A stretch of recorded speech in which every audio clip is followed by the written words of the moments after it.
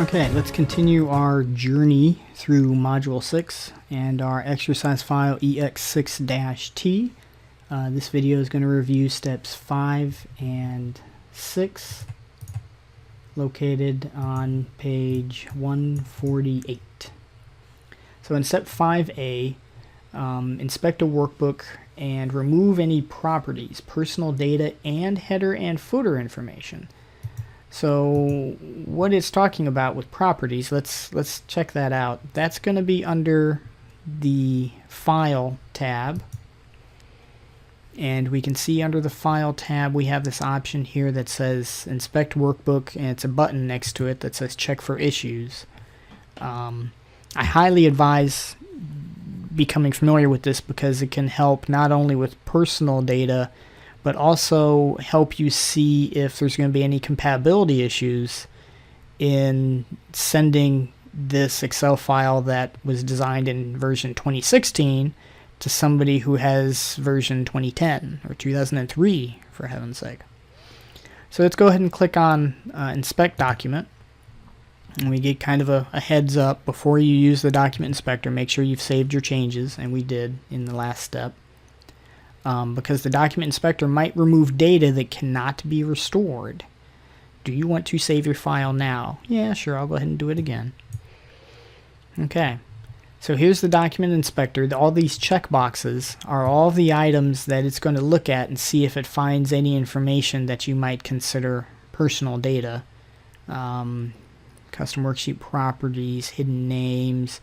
One of the key ones here is headers and footers. It's going to look at the header and footer where we placed our cup and remove that, and that's okay. We want to do that. That's what the instructions tell us to. Mostly when you're looking for personal information, you're talking about your first and last name, and maybe if your copy of Excel was registered to your company, that company name gets stored with your version of Excel. So where you get your software from, and in some cases, maybe if you're using a friend's software package, their first and last name will be stored with your Excel file. And that happens not just with Excel, that happens with all the Microsoft Office documents. So it's something important to take note of. So here, let's go ahead and just leave everything checked and hit Inspect Document. So it's found some document properties, it's found some hidden names, it's found headers and footers. You can see in the option of headers and footers we can just remove that separate from anything else, or we can just remove document properties. So our step 5a instructions says go ahead and remove any properties, personal data, header or footer. So we're going to go ahead and hit Remove All, and we're going to scroll down and hit Remove All. Okay, so that was removing properties and personal information from our document. So step 5b, use the file's properties dialog box to add a title of quarterly budget, the keyword campus, and the category T. So this means that I could later on just type in the Windows search box quarterly budget or campus, and this file would come up as part of the search results. I'm going to come over here to properties. I see there's a spot for title. That's where we can put quarterly budget. And I see a category, and that's a spot where you can put T, but I don't see the keyword option. So if I click on properties, I see advanced properties. Here's our advanced properties box. To complete 5b, we want to add a title of quarterly budget. Okay. We want to add a category of T, and we want to type in a keyword of campus, and then just click OK. You see, we can see these appear here on the right, and we now can move on to step 5c. Mark the workbook as final and verify that read only appears in the title bar. And in step 5d, we're going to remove the final status and save the book again.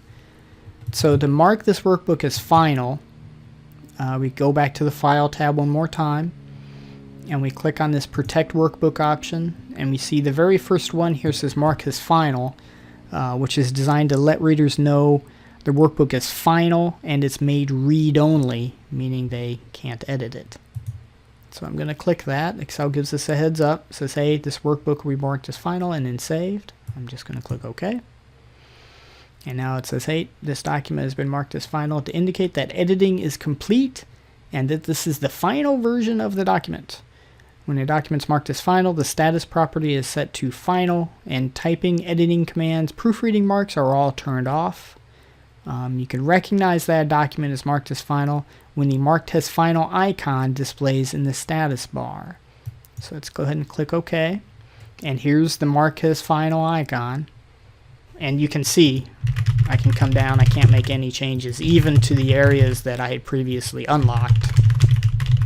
I can't make any changes to my document.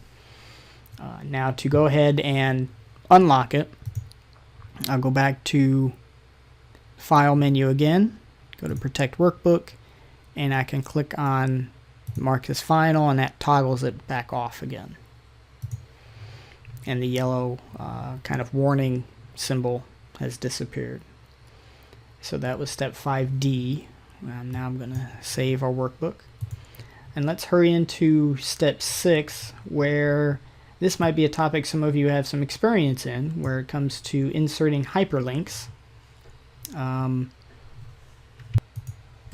Okay, so when it comes to inserting hyperlinks, there's surprisingly a couple of different options we have. We're not just talking hyperlinks to web pages.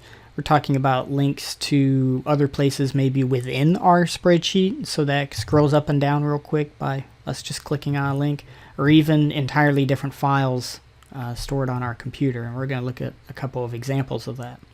So let's get started with 6A. On the East worksheet, to make cell A11 a hyperlink. Okay, so we're on East worksheet. I'm going to scroll down. A11 is the expenses title. And it wants us to make A11 a hyperlink to the file Ex6 expenses in our data files folder.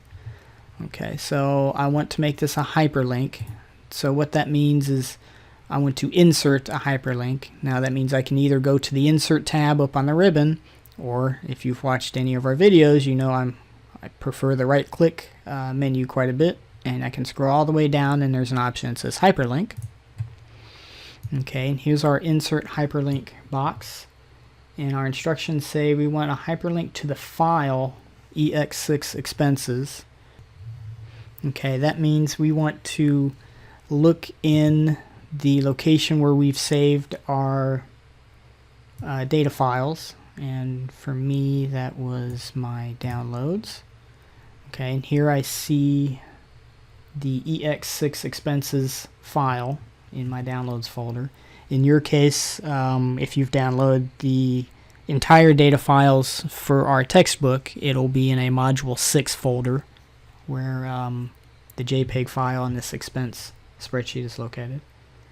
So I click on the expense file and just click OK.